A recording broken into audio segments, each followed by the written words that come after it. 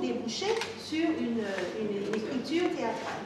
Et qu'est-ce que l'écriture théâtrale peut amener comme plus-value pour permettre à les enfants de se réapproprier la chose scolaire, de se réconcilier avec l'école et éviter l'abandon.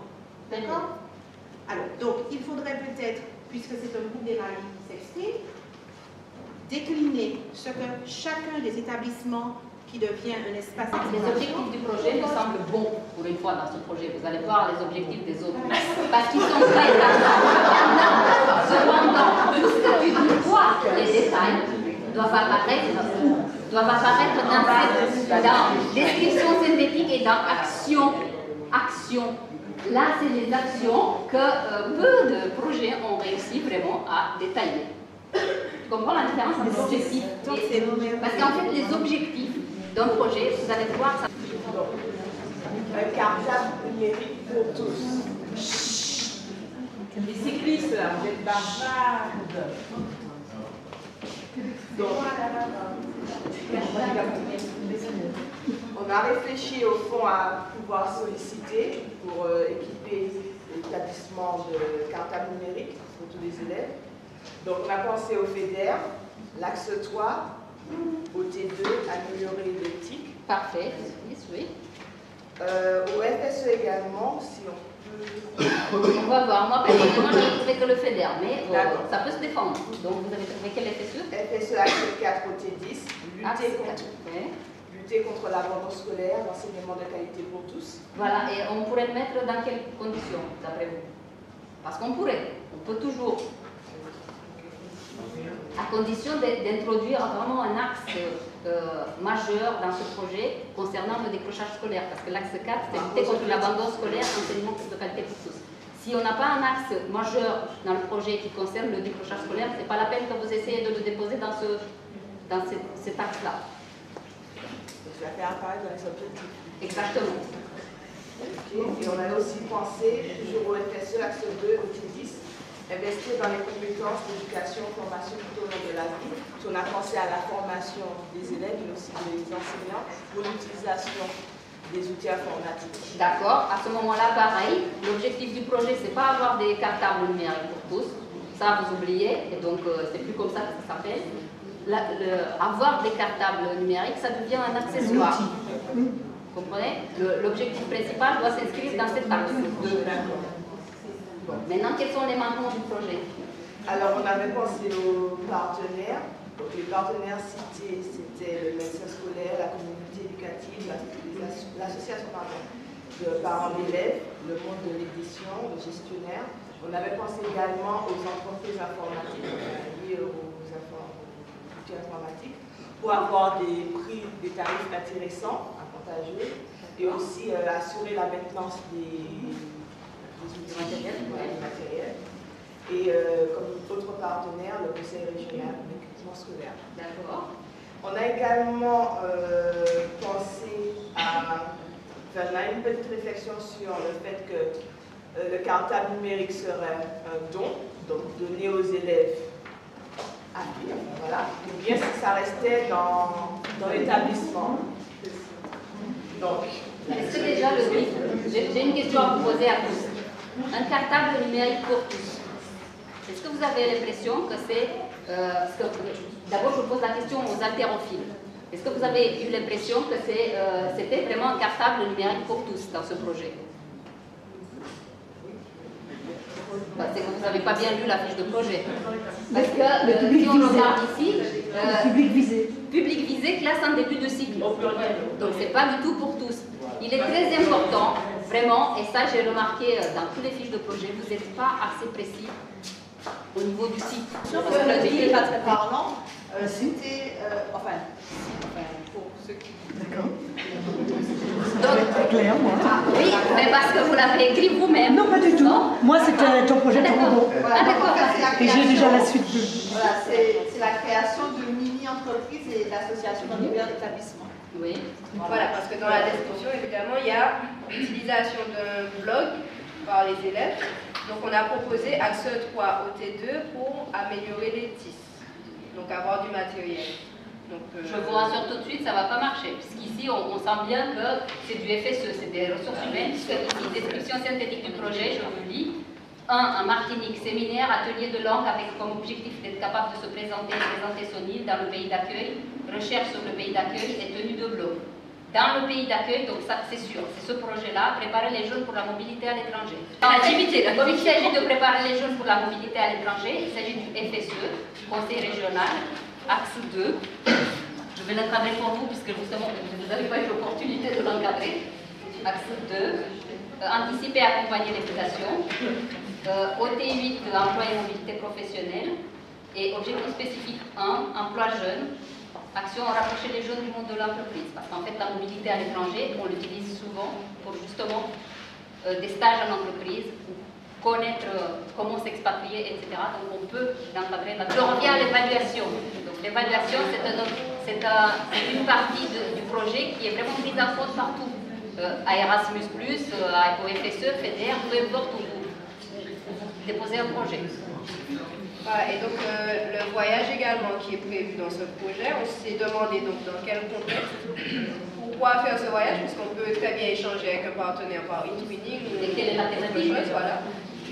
Dans quel but, quels résultats seront attendus pour ce voyage, puisqu'on peut, voilà, on peut très bien le faire par e-twinning. Et puis, où, voilà, c'est la grande question, où, avec quel pays ils vont faire l'échange et où, puisque dans localisation du projet, lieu de réalisation, on a itinérante dans les établissements partenaires. Donc, est-ce qu'on parle des établissements partenaires en Martinique ou des établissements partenaires dans l'autre pays? Parfait. Donc, c'est quelque chose de complètement... Voilà. Donc, c'est tout. Parfait, là on applaudit.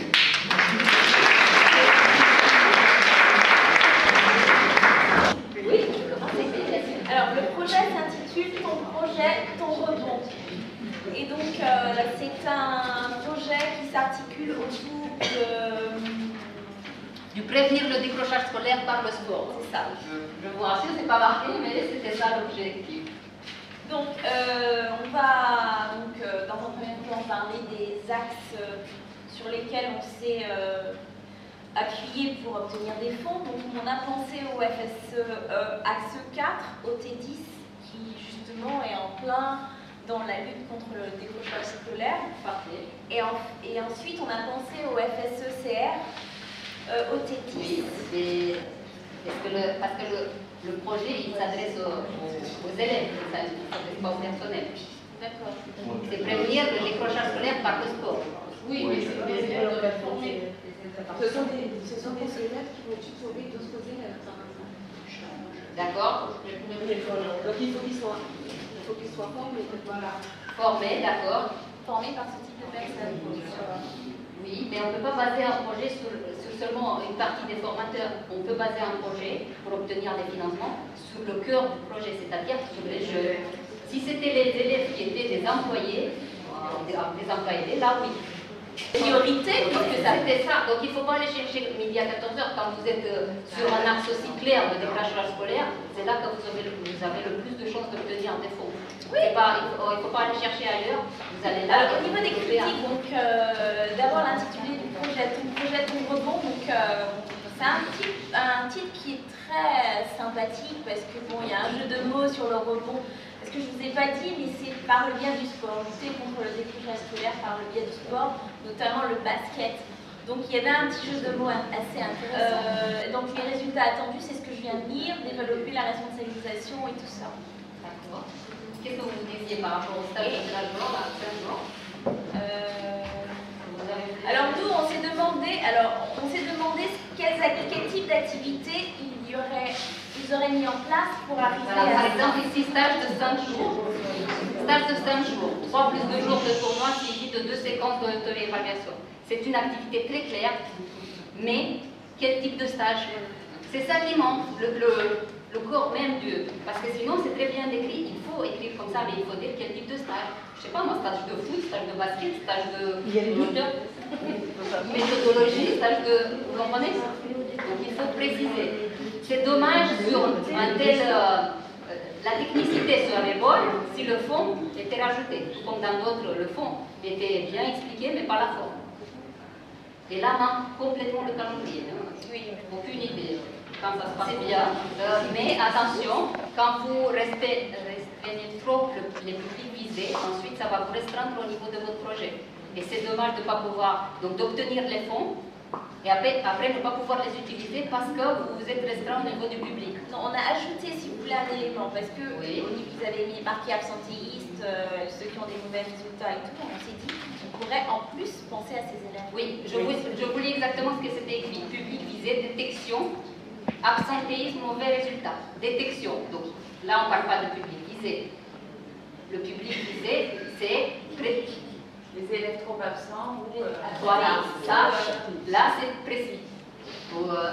C'est mieux de mettre élève en cours de décrochage, quelque chose de ce genre, plutôt que de mettre élèves illettrés, parce qu'à ce moment-là, vous allez restreindre seulement sur les élèves illettrés. Et si vous avez des élèves qui sachent lire, vous devez les exclure du projet. Je sais que ce n'était pas votre intention, mais je vous dis qu'est-ce qui va être lu et évalué par l'évaluateur. Est-ce que élèves en décrochage, c'est suffisant? Oui, oui, puisque justement, vous englobez tout. Élèves en décrochage, mais après... On y avait pensé, mais il n'était pas question d'écrire élèves en décrochage, parce qu'ils sont déjà décrocheurs. On a raté l'objectif premier, qui est prévenir le décrochage. Et les moyens de détection de cette prévention, c'est ceux qui commencent à être absentéistes, ceux qui sont dans le processus de décrochage. Voilà. Donc si vous dites... Parce que les décrocheurs, c'est élèves en cours de décrochage. Et à ce moment-là, vous pouvez ratisser l'âge. Parce que dans les décrocheurs, voilà. Il ne faut pas non plus restreindre à élèves décrocheurs, parce qu'ensuite, c'est seulement les décrocheurs, pas ceux qui ont quelques absences, des difficultés par-ci. C'est pour ça qu'il y avait un élément détection. Je sais, les critères de détection. L'élément est bon, détection. Comment on trouve le public visé, mais il n'y a pas de Il y a l'absence et d'autres choses. Alors on va avancer les quiz. On va revenir la question de la collègue. Le terme décrochage scolaire, il est utilisé dans les axes de l'EPSE. Comment il le définit? Si on a leur définition à eux, ça nous arrivera à nous?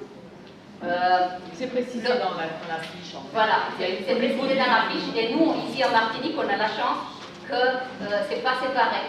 Dans d'autres régions de France, ils ont la malchance que leur autorité de gestion sépare les élèves, les actions qui sont destinées aux élèves qui sont en cours de décrochage et aux décrocheurs. Ici, on peut mélanger les deux.